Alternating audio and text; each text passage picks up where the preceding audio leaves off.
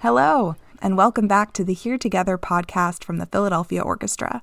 I'm Tori Marchioni, and this is a space to hear from the people working hard to build a more equitable future, inside and outside the concert hall. Our guest today is Gabriela Lena Frank, one of the most well-regarded composers of her generation. She's currently the Philadelphia Orchestra's composer-in-residence, a position she previously held with the Detroit and Houston symphonies.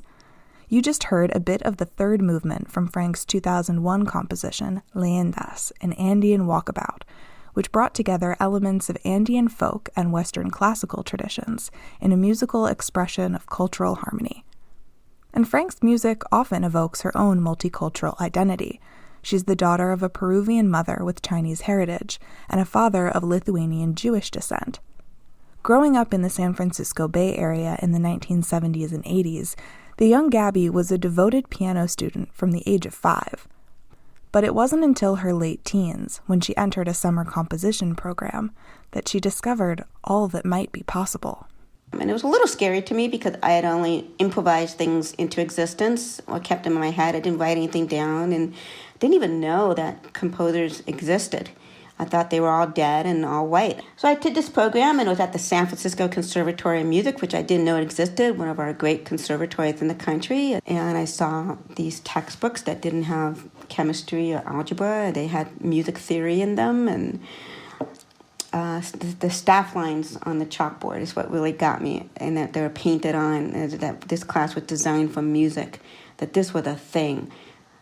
I was trying to figure out what my major was going to be. My mind was still blown that I could just focus my time studying mainly one subject rather than a bunch. It's like, you mean I could spend hours every day on music? I was just thinking that, and the kind of joy and immediacy of that told me something right away that day. And I saw little kids playing music, and I wrote my first piece of music during that program, and that was what I wanted to do. I had no idea. I didn't know any professional musicians. I didn't know how I was going to make money. I didn't know what the training looked like. I just knew I wanted to do this. And immediately, when I look at my journals, I used to keep a diary quite diligently. Right from the beginning, I noticed that people didn't look like me. And I also said, they need me. I just remember saying, my God, the world needs me. But I also remember saying, but I'm not in shape yet. I don't know what I'm doing, but they need me. And over the years, I realized they needed the best version of me. And I think somehow music became my sharpest sword because of the immediacy of the experience itself. And then I just knew I had to learn how to wield that sword. I was bright enough where I could have gone into other fields, but I don't think I would have had the same native joy for it that I do for music. Huh. Wow. Native is a really interesting way to describe your relationship with music, because it really was. I mean, you were making music before you could even hear, right? So I am partially deaf, and I was born with what they call a congenital, so from birth, congenital neurosensory hearing loss. They don't know why I have it. It's not something that's in my family. And my loss is very flat. Some people have a moving target loss, or it's one where things are getting scrambled, or they have tinnitus, or the highs and the lows are very different. Mine is just straight across. But it's significant. So I really do need hearing aids. In the first 4.5 years, almost 5 years of my life, I was mostly in silence. And my parents were always wondering, how come she's not speaking and vocalizing right away? She started sleeping through the night when she was a newborn, which was really strange. They came and checked on me, make sure I was okay. And I was playing piano before I got my hearing aids because I could feel the piano speak to me. And I had perfect pitch. So in some ways I hear very well. And my father insisted I was not going to go to a special ed class or any of these other classes. Nobody had really brought up hearing disability yet. Nowadays, they do test newborns on their hearing and their vision, and they can catch these things very early, but that wasn't that routine yet in the 70s. So my kindergarten teacher, she said, I think your kid is hearing impaired. She seems super intelligent and friendly, and there's a piano in the room, and she goes and she grabs other little kids and make them sit down with her and they play music together. I don't know how she communicates, but she can communicate. She's bright. There's nothing wrong with her. But get her hearing checked out, and that's what it was. I do remember my first day with the hearing aids and what it was like to suddenly have that element come to life. And it's one of the few times that I've seen my father, as a very stoic man, cry to realize that this was happening for his little girl, his youngest. And I remember going to the piano when I got home, and it just sounded glorious. It was so alive and rich and saturated and had elements to it I did not know were there, like the pedal. I couldn't hear the pedal. The changes in the pedal was too subtle for me without the hearing aids. But suddenly I could give it ambiance and reverb. It was just incredible. Wow. Amazing. And once you had the hearing aids, what music did you like to listen to? What sounds were you around growing up? So the classical music I heard was mostly through my piano lessons. It was mostly piano classical music. And then my teacher, she was a refugee from South Africa, the soft-spoken Afrikaner woman that's still teaching. She's in her 80s now. And she was my second mother growing up until I went to college from the time I was 5. She was a wonderful lady. She would periodically bring me to her house on Sundays, and we would eat cookies with her and her husband and listen to all these old recordings. And they collected old scratchy LPs that you could buy 10 for $1, and that was their great joy. And children absorb adults' joy, adults that pay attention to them. So I really did, and it taught me patience to be able to sit through a long classical piece with repeats. And so I heard some chamber music, but I mostly listened to piano music and keyboard music. Nothing after 1880 or so. That was mainly because of my piano teacher's husband, who really had an antipathy for music after that period. When I had to do sometimes a new music requirement for these sort of pre-college competitions and or music teachers associations, theory advancement tests and all that, my piano teacher loved some of the new music stuff. She'd be like, oh my goodness, a minor second. Ooh, it's dissonant. Ooh, don't tell Arnold. And that's her husband, don't tell Arnold. And so it became something that was kind of illicit and exciting, like you got to have an extra chocolate candy or something. And that was a very positive attitude she gave me about new music that, whoa, it's very mysterious. And let's just go in there and we get to play the wrong notes. We get to play rhythms that are not just 2/4 and 4/4, but changing around on you. And so the other thing I heard a lot of was a certain kind of jazz plus Gershwin popular American music that's very popular, I think, among the Jewish community, especially that from Brooklyn, Bronx, New Rochelle. I mean, it's sort of New York Jewish culture that I'm very familiar with. You go to Florida for the winters, or you retire and go there. It's a real era of Jewish upward mobility. And then the other type was, of course, the music from my mom's country.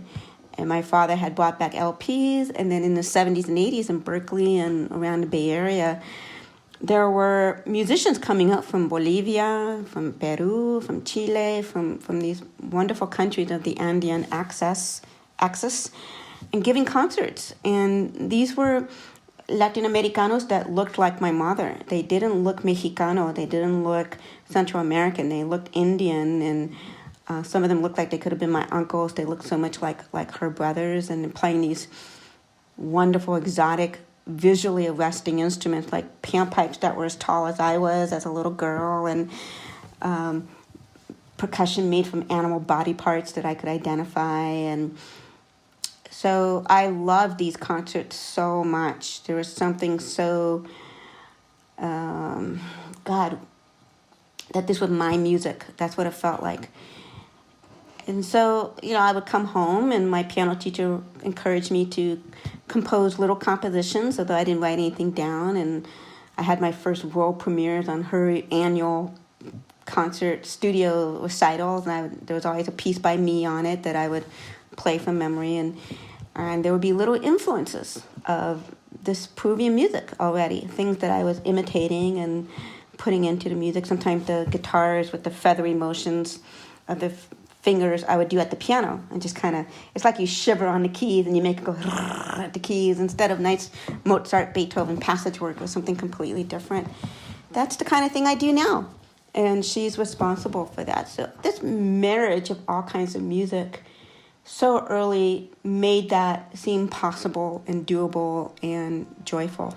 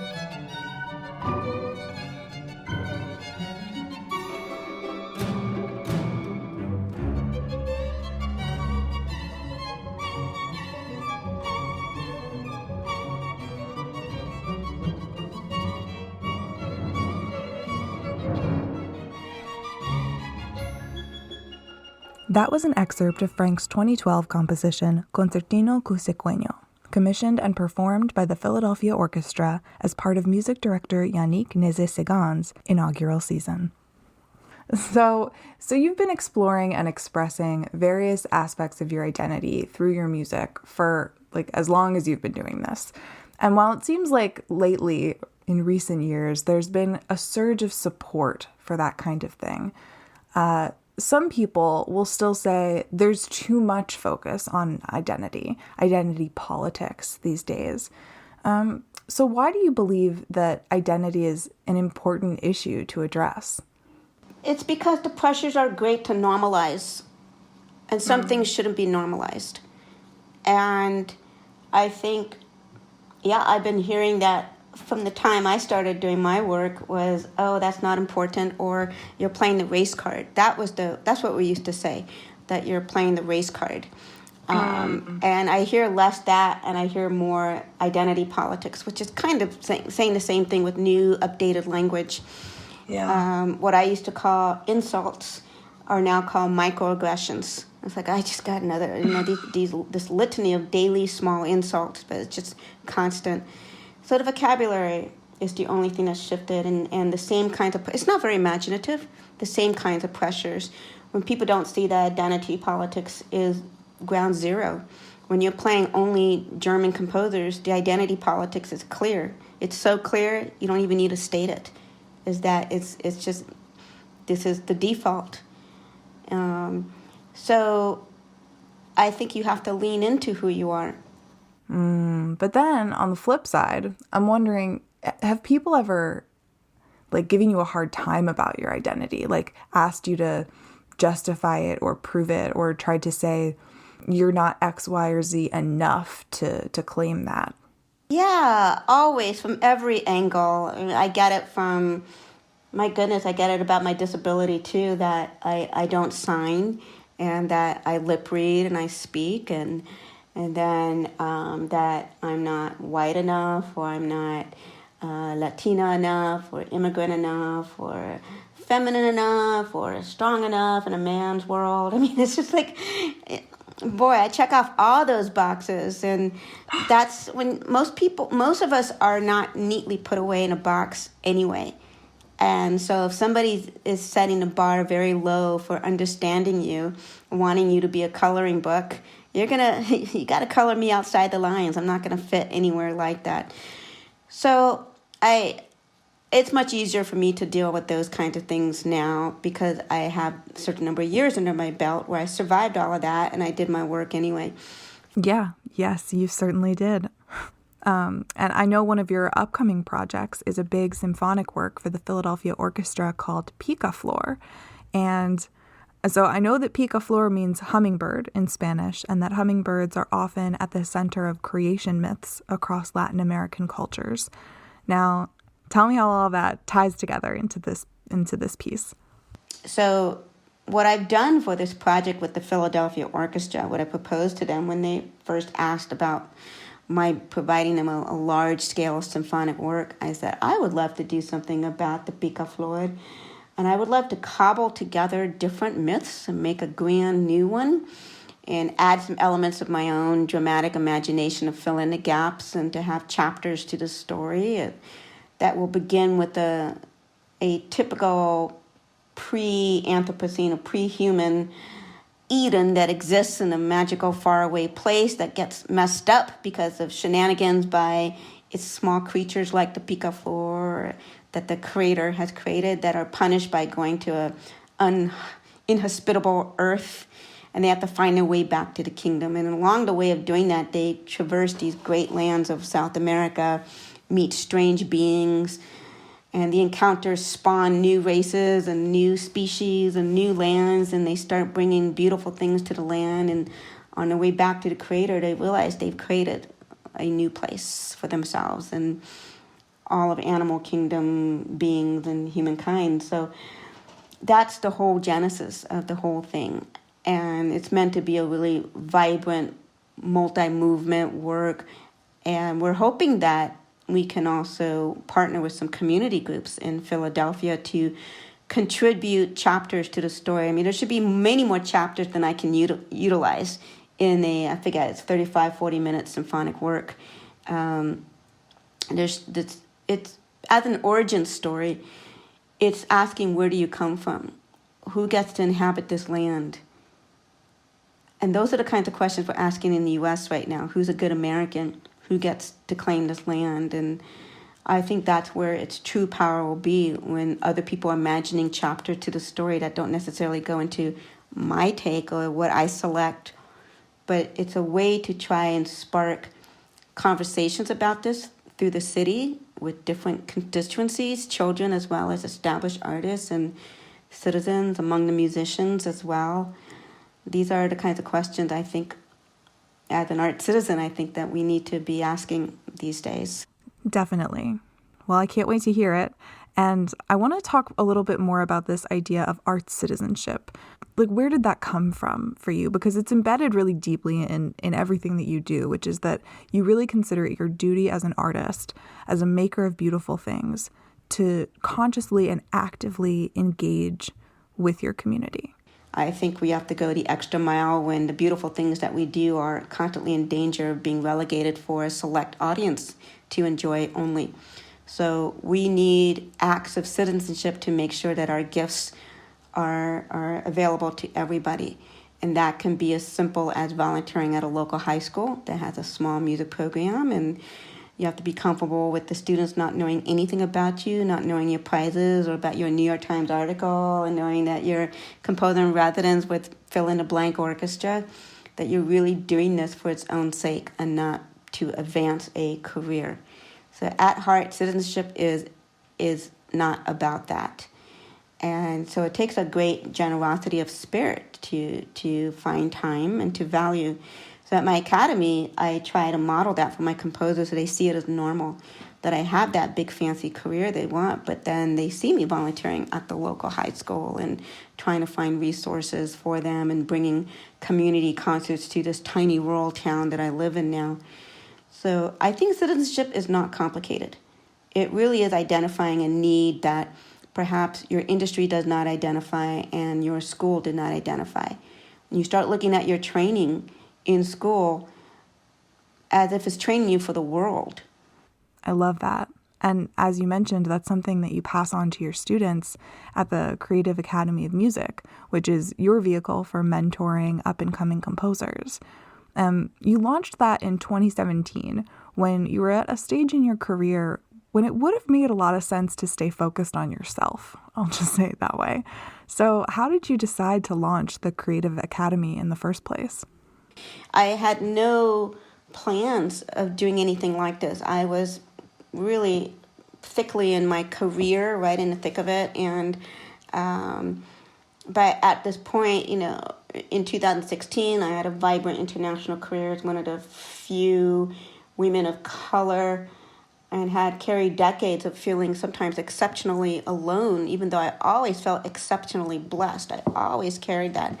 But I was very aware of being in a business where I was almost all the time needing to cajole people to look at non-European cultures and to look my way and to love my culture as much as I loved its culture. I mean, I love the music of the European standard masters. I grew up on that.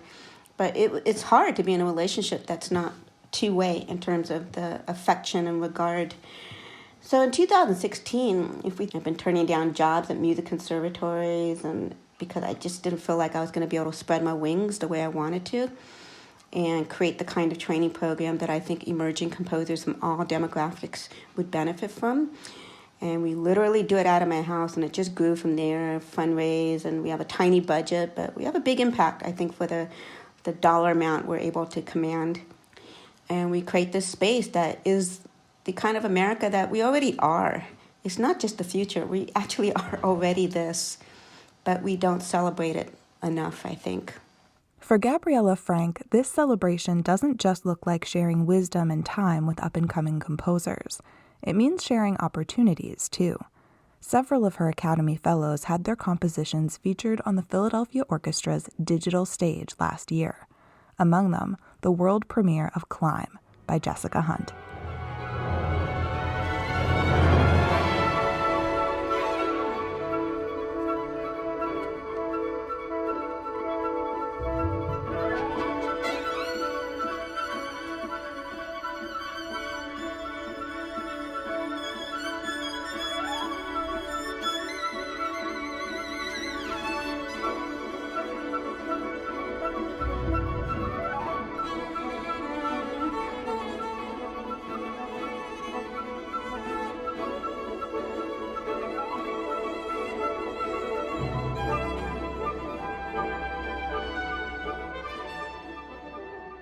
So it's clear that the fellows at your Creative Academy are getting a ton out of it.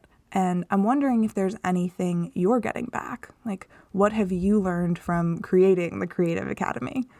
So what I have noticed doing this academy, for the first time I've been really in touch with younger generations, my younger siblings. And it's been transformative to see, wow, I really am a product of the 80s and 90s, these kinds of views that I grew up with. And then to see where we're different and what has not changed. When I talk about my conservatory experience, I'm describing what they're experiencing now, and I'm shocked. You mean this is still taught and this is still done this way, and marginally the population is more diverse, and this has been a whole generation? It's shocking to me how little has changed. But I think the biggest change is that they can find one another. I felt very alone. Even though I had great friends, I did, and I found many lifelines. But in terms of a shared cultural experience, I was very alone. They are not. I also think the fact that they're going to live more of their life during a climate crisis is something that is existentially different and urgent when it's projected to be quite detrimental to our welfare as a nation. It already is very harmful, but I will be an old person, and they'll be my age, with still many good years to live, and that's frightening. So there's more urgency, but there's also more support.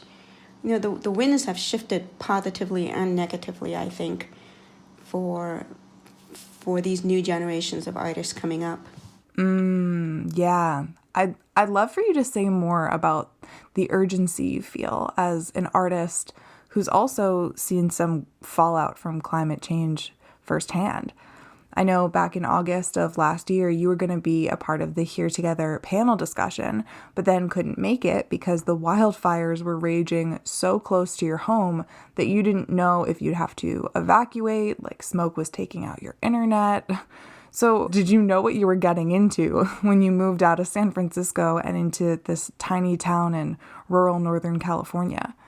So the first 2 years were really blissful. We actually had a lot of water. We had El Nino and La Nina winters, and then 2017 hit, and it hit with a vengeance. There was no warm-up period. And we saw an urban neighborhood in the large city of Santa Rosa get completely knocked out. Fire jump a 6-lane freeway. We're talking unthinkable things. And 2018 was worse. 2018 saw an entire town of 30,000 people wiped out in a matter of just a few hours. The fire was moving, I think they were saying 80 football fields a minute. And that's something that you cannot outrun. This is truly otherworldly. At first, in order to maintain some sort of semblance of normalcy, I did not share a lot of what was going on for fear of losing work. But I became reluctantly an environmentalist over this time. But up to this point, it was my environmentalism was composting and going to farm-to-table restaurants and these kinds of fun things to do. And it didn't really carry anything grim the way it does now. Even when you're out of the danger, you're forever changed for that kind of experience. And meanwhile, we continue to tell our stories. You do incorporate the trauma, you do incorporate the fear, but you become yet more hopeful, more determined. This is when you really know what you're about. And in countless discussions with artists, in talking about, should I just give up my job and go join a fire station crew? I mean, what can I do that's really, really practically useful? This is even more necessary now to double down on art, but choose your art carefully. Are you doing things that maintain a certain kind of status quo of a bygone pre-pandemic era? Or are you going to make choices to play women's music or to volunteer? I mean, this is when you really revisit your chosen medium and how it can advance a humanitarian cause. I think that's the only reaction you can take. Other than that, the reaction is to hide your head in the sand, and that is deadly. That's deadly. Instead, Gabriela Lena Frank channels her anxieties into her art, her acts of citizenship, and the example she sets for the next generation. And with that, we've reached the end of another episode. Thank you so much for joining us. If you enjoyed yourself, please remember to like, subscribe, rate, review, comment, share, and tune back in next month for another episode of Here Together. As we part, please enjoy another snippet of the Philadelphia Orchestra's performance of Gabriela Lena Frank's Leyendas.